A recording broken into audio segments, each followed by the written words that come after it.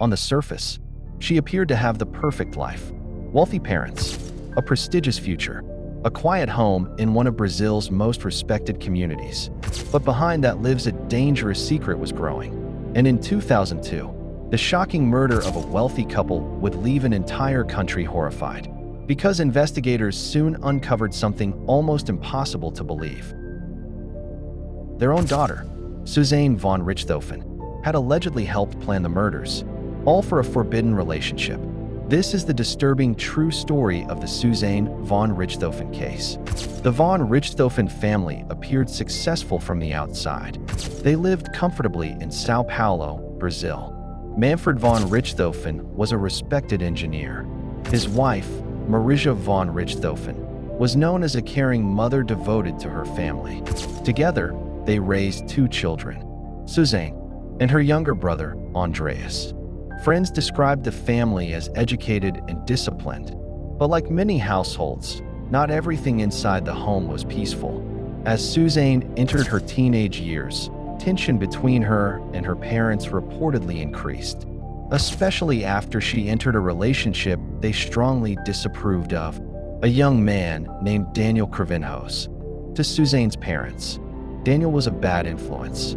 They believed the relationship was unhealthy and dangerous. Restrictions followed. Arguments became more frequent. And according to investigators, resentment slowly began growing inside the household. Suzane and Daniel quickly became deeply attached to each other. Friends later described the relationship as intense and emotionally consuming. The couple wanted freedom. Freedom from rules. Freedom from parental control. Freedom to live life their own way. But Suzane's parents continued opposing the relationship. And over time, prosecutors claimed the frustration turned darker. Investigators later alleged that conversations about escaping parental control slowly evolved into discussions about murder. At first, it may have sounded impossible, unthinkable, but according to authorities, the plan became real. Daniel's brother, Christian Cravinhos, would also become involved. Together, investigators believed the group carefully prepared for the crime, and eventually, they chose a night to carry it out. On October 31st, 2002, the von Richthofen family returned home after a normal evening. Nothing appeared unusual, but later that night, everything changed forever. According to investigators, Suzane allegedly helped Daniel and Christian enter the house while her parents slept.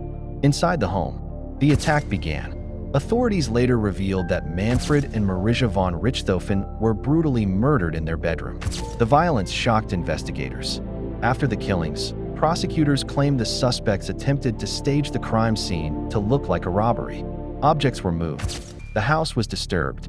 And when police first arrived, the situation appeared confusing. Suzane reportedly acted emotional and distressed. But investigators quickly noticed inconsistencies. Something about the story didn't feel right. And as detectives began examining timelines, evidence, and witness statements, the truth slowly began unraveling. Detectives carefully reconstructed the events surrounding the murders. Very quickly, suspicions began focusing on people close to the family. Then came the contradictions. Statements changed, timelines failed to match, and investigators soon uncovered evidence connecting Suzane and the Cravinhos brothers to the crime. Authorities discovered unusual behavior after the murders. Reports suggested the suspect spent money freely and behaved calmly despite the tragedy. That behavior intensified suspicion. Eventually, under police questioning, details of the plan allegedly began emerging. The revelation shocked Brazil. A wealthy young woman accused of helping murder her own parents for love and freedom. The story dominated national headlines. People across the country struggled to understand how such a crime could happen inside an upper-class family.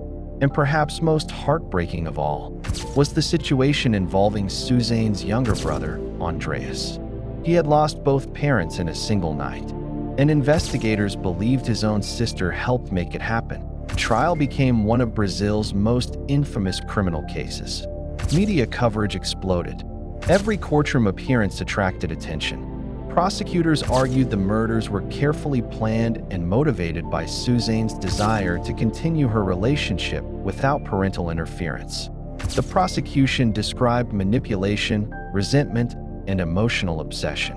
Meanwhile, the defense attempted to challenge parts of the investigation and reduce responsibility. But public opinion had already become intense. Many people viewed the crime as one of the most disturbing family murders in Brazilian history. The idea that a daughter from a wealthy and educated family could participate in such violence shocked the nation. Eventually, Suzane von Richthofen, Daniel Cravinhos, and Christian Cravinhos were convicted for their roles in the murders. The verdict closed the legal case. But emotionally, the story continued haunting Brazil for years. Long after the trial ended, the case remained deeply controversial. Books, documentaries, interviews, and public debates continued examining the psychology behind the murders. People searched for answers. Was it manipulation, obsession, control, rebellion, or something far more complicated? The case also sparked conversations about toxic relationships and emotional influence. Because investigators believe the relationship between Suzane and Daniel played a major role in the tragedy. Meanwhile, Andreas von Richthofen largely disappeared from public attention. Many people expressed sympathy for him. In a single night, he lost both parents, and effectively lost his sister as well.